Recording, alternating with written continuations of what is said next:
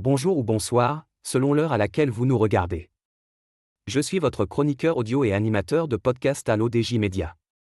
Aujourd'hui, je vous lis fidèlement la chronique de Hafid Fassifiri, un cessez-le-feu déjà fragile dans la bande de Gaza, entre frappes, accusations croisées et détresse humanitaire. L'armée israélienne a confirmé dimanche avoir effectué des frappes aériennes sur Rafah, disant riposter à des attaques du Hamas contre ses positions, démenties par le mouvement Situation humanitaire apocalyptique. Alors que la situation humanitaire est apocalyptique dans la bande de Gaza, Tel Aviv cherche le moindre prétexte pour ne pas laisser la voie libre aux aides humanitaires.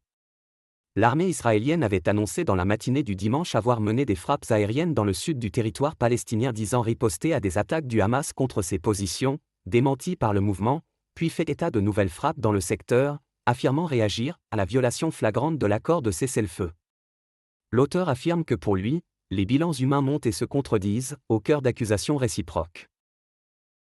La défense civile de la bande de Gaza a annoncé dimanche que des frappes israéliennes avaient tué au moins 33 personnes à travers le territoire palestinien, au moment où Israël et le Hamas s'accusent mutuellement d'y violer le cessez-le-feu.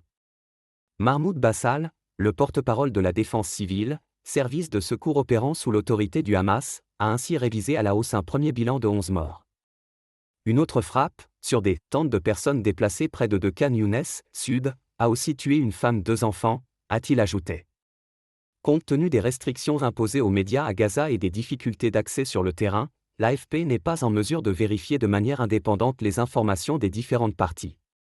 L'auteur pense que, sur le plan politique, la trêve négociée reste précaire et les étapes suivantes incertaines.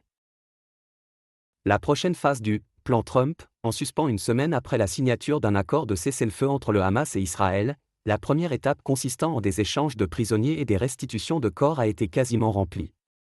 Mais à Gaza, la situation humanitaire reste apocalyptique, le contexte sécuritaire volatile et la perspective politique totalement floue.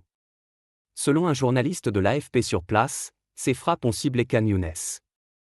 Le ministre de la Défense israélien, Israel Katz, a déclaré dimanche après-midi que le Hamas paierait un lourd tribut pour chaque tir visant les soldats israéliens et chaque violation du cessez-le-feu à Gaza, selon un communiqué de son bureau.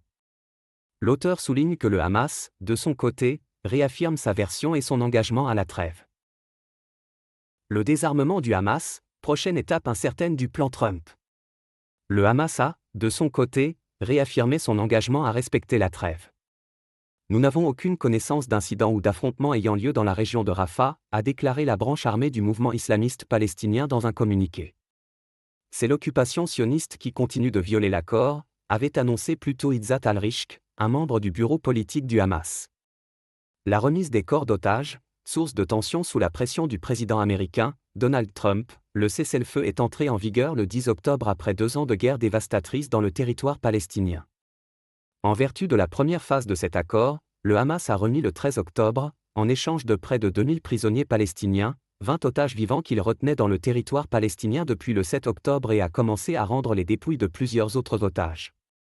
Le Hamas a annoncé dimanche avoir trouvé une 13e dépouille d'otages dans la bande de Gaza, s'engageant, si les conditions le permettent, à la restituer dans la journée à Israël, selon un communiqué sur leur chaîne Telegram. L'État hébreu a affirmé de nouveau qu'il ne ferait aucun compromis tant que tous les corps d'otages morts qui étaient encore retenus à Gaza ne seraient pas rapatriés. Par ailleurs, Israël conditionne la réouverture du poste frontière de Rafah, crucial pour l'entrée d'aide humanitaire dans le territoire palestinien, à la remise de tous les otages décédés. Le Hamas a jugé de son côté que la fermeture du point de passage avec l'Égypte bloquait l'entrée des équipements nécessaires pour rechercher les corps sous les décombres. L'auteur ajoute enfin des accusations plus graves encore, qui nourrissent la défiance et la conflictualité.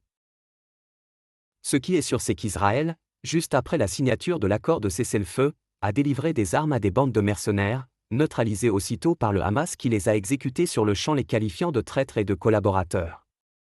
Ce qui est sûr, c'est qu'Israël, juste après la signature de l'accord de cessez-le-feu, a délivré des armes à des bandes de mercenaires, neutralisées aussitôt par le Hamas qui les a exécutées sur le champ, les qualifiant de traîtres et de collaborateurs. Ce qui est bien la preuve que Tel Aviv et Washington cherchent à éliminer les résistants du Hamas par tous les moyens, y compris après la signature du cessez-le-feu à Sharm el-Sheikh. Et bien entendu, ils insistent sur le désarmement du mouvement de résistance palestinienne pour avoir plus de chances de les liquider, car Israël, qui viole le droit international sans arrêt, ne se gêne pas pour ne pas respecter l'accord de cessez-le-feu. Merci pour votre attention.